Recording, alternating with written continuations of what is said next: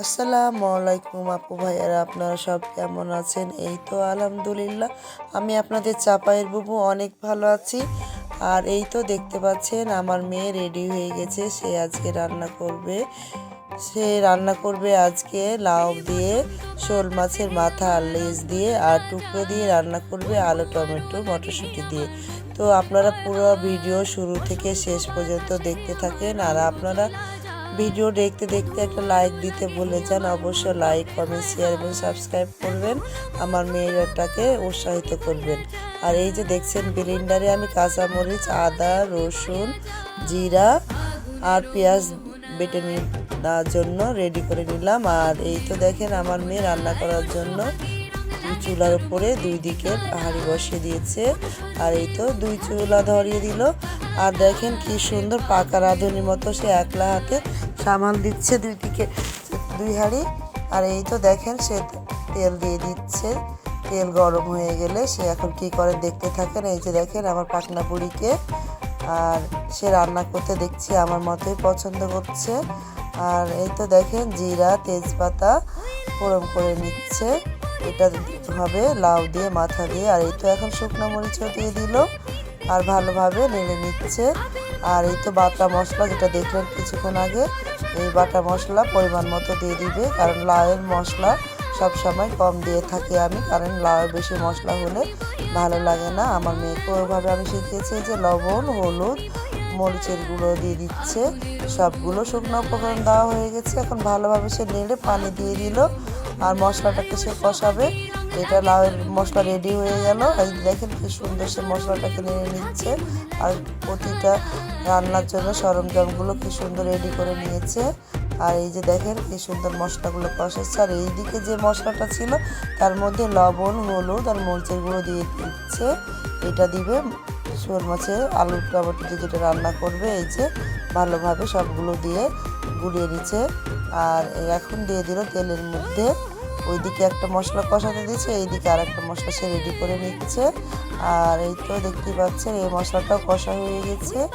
আর এটা ভালোভাবে সব মশলা মুছে দিয়ে দিচ্ছে, এতটুকুও সে নষ্ট করছে না, একদম আমাকে দেখে সে শিখে ফেলেছে। আর তার মধ্যে একটা মায়া দরদ আছে। আর এই তো মশলাগুলো তেলের সাথে ভালোভাবে মিশিয়ে নিচ্ছে। আর দেখতেই পাচ্ছেন কত সুন্দর কালার আসছে। আর এইদিকে কি সুন্দর সে মশলা অল্প আছে কষিয়ে নিচ্ছে যাতে পুড়ে না যায়। আর সে ক্যামেরা করতে করতে রান্নাও শিখে ফেলেছে। এখন বেশিরভাগ রান্না সেই করে, আর আমি পরে ভয়েস দিই, কারণ সে রাতে পড়াশোনা করে, তাকে ভয়েস দিতে দিই না। আর এই তো মশলা কষা হয়ে গেছে, ওইদিকে লেজ আর মাথা দিয়ে দিল লাউয়ের জন্য। আর এইদিকে মাছের টুকরোগুলো দিয়ে দিচ্ছে, আলু টমেটো দিয়ে রান্না করবে ওই জন্য কষানো হয়ে গেছে, টুকরাগুলো উঠিয়ে নিচ্ছে। আর এই তো পুরো উঠিয়ে নিল। এখন আলু দিয়ে দিচ্ছে মশলার মধ্যে, আবারও ভালোভাবে সে নেড়ে নিচ্ছে, এটাকে ভালোভাবে সে কষিয়ে নেবে। আর এইদিকে লাউটাও কষিয়ে হয়ে গেছে, এখান থেকেও মাছটা উঠিয়ে নিল। এর মধ্যে এখন লাউ দিয়ে দিবে। এই যে দেখতে পাচ্ছেন লাউ কেটে ধুয়ে সুন্দর করে রেখেছে আমার পিচ্চিটা। আর এই তো কত সুন্দর লাগছে দেখতে তাকে, মাশাআল্লাহ। এখন সে লাউগুলো দিয়ে দিচ্ছে মশলার মধ্যে, দিয়ে ভালোভাবে নেড়ে নিচ্ছে। আর ওইদিকে আলু কষানো হচ্ছে, দেখেন কি সুন্দর কষানো হয়ে গেছে। এখন পানি দিয়ে দিল।